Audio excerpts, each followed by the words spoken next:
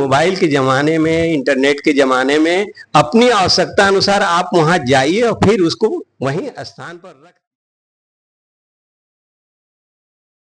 वो ये शिक्षा दी जा रही है कि आप बीए कर लो, एमए कर लो, नौकरी के लिए वो शिक्षित ले रहे हैं। जबकि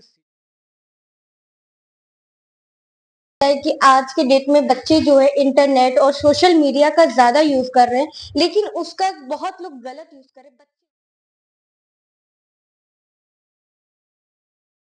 परिवर्तन हम व्यक्ति को स्वयं करना है और स्वयं के रोजगारों को।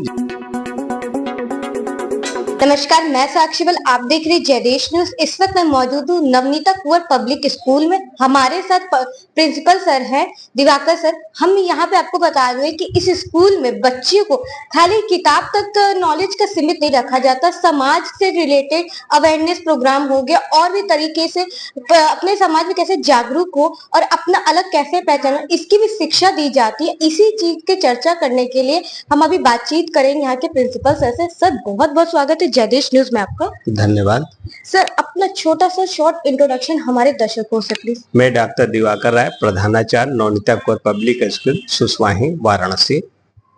सर, जैसा कि देखा जा रहा है कि शिक्षा तो बच्चे को मिलता है लेकिन वो अवेयरनेस नहीं आ रहा है, तो इस पे आप क्या कहना है?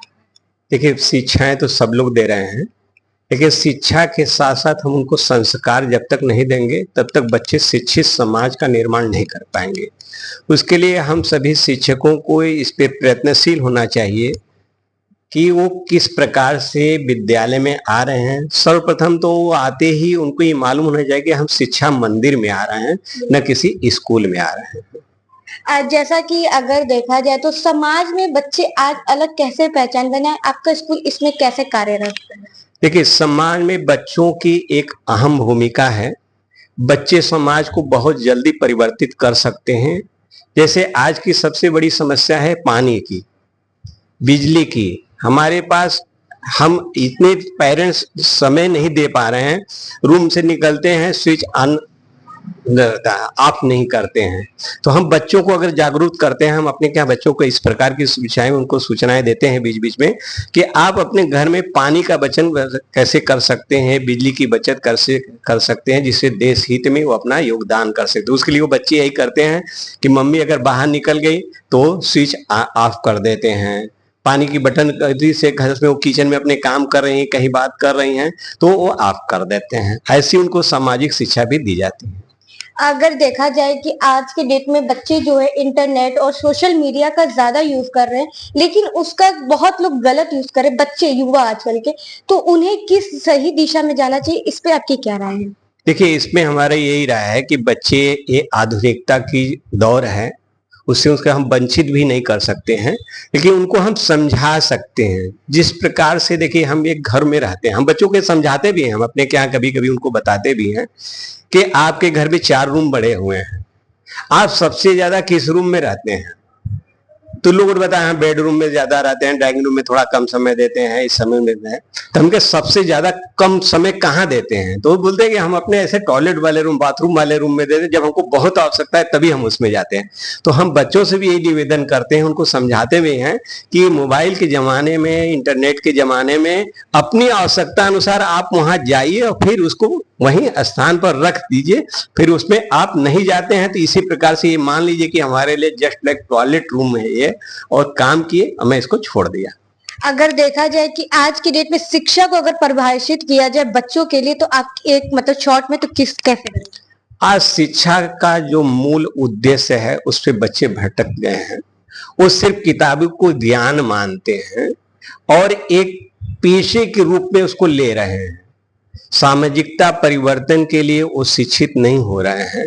आज के इस परिवेश में हम सबको, बच्चों को सामाजिक वातावरण देने की आवश्यकता है, जिससे वो जो ऐसे प्रकार के सुसाइड वगैरह पढ़ने के बाद भी, नौकरी मिलने के बाद भी वो कर रहे हैं, उसका यही सबसे बड़ा मूल कारण है कि वो अपने धर्म आधारित शिक्षा पर नहीं जा रहा है। अगर वो धर्म आधारित शिक्षा पर जाएंगे तो ये समस्याएं नहीं आएंगी। जैसा कि आपने कहा कि बच्चे सुसाइड कर रहे देखा जा रहा है, तो क्या वजह मानते हैं इसका? उसका ये को अपने धर्म के प्रति नहीं सजग हो पा रहा है और शिक्षा जो है उनके पास सिर्फ को ये शिक्षा दी जा रही है कि आप बीए कर लो, एमए कर लो, नौकरी के लिए वो शिक्षित ले रहे हैं, जबकि शिक्षा के लिए शिक्षा नहीं ले रहे हैं, वो नौकरी के लिए शिक्षा ले रहे हैं।